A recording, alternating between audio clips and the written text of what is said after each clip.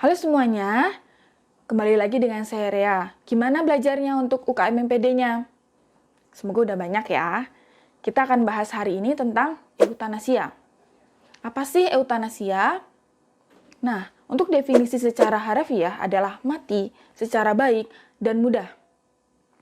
Untuk secara medis adalah suatu tindakan untuk membantu pasien untuk mati cepat atau untuk membebaskan dari penderitaan akibat penyakitnya. Dasar hukumnya apa? Ada yang secara umum, ada yang secara khusus. Nah, untuk yang secara umum diatur dalam Undang-Undang Nomor 8 Tahun 1981 tentang KUHP pasal 120, 133 dan 180.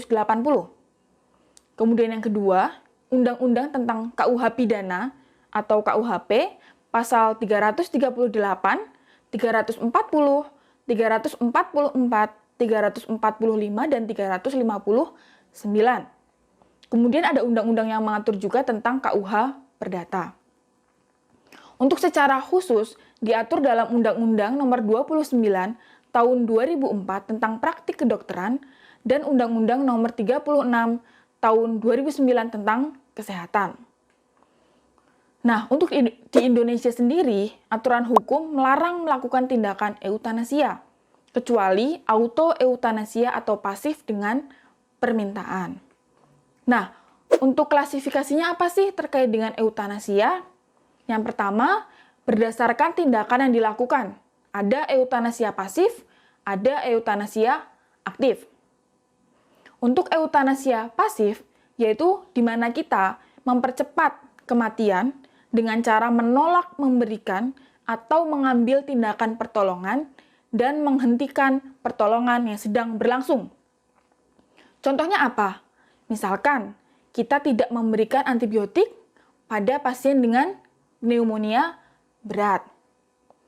Kemudian yang kedua, ada eutanasia aktif, yaitu di mana kita secara aktif memberikan tindakan yang baik secara langsung atau tidak langsung dapat mengakibatkan kematian.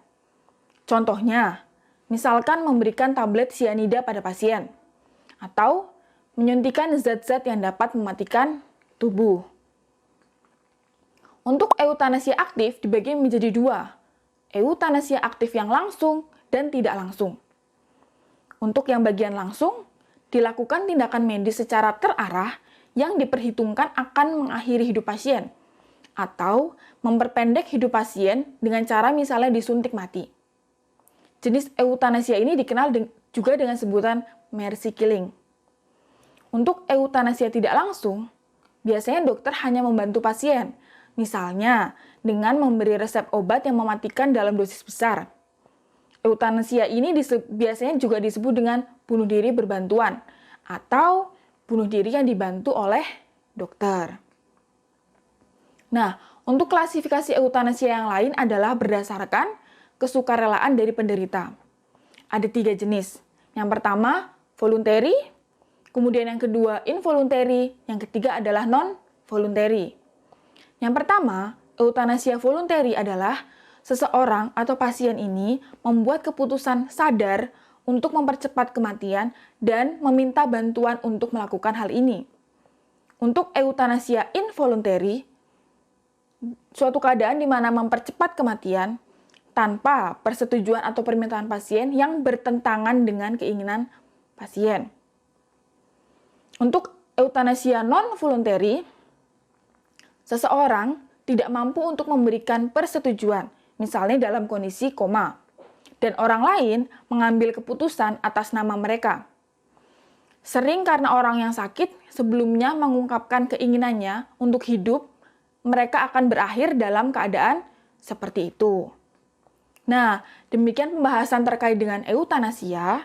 Semoga bermanfaat, sukses untuk ujiannya, dan sampai jumpa di video selanjutnya.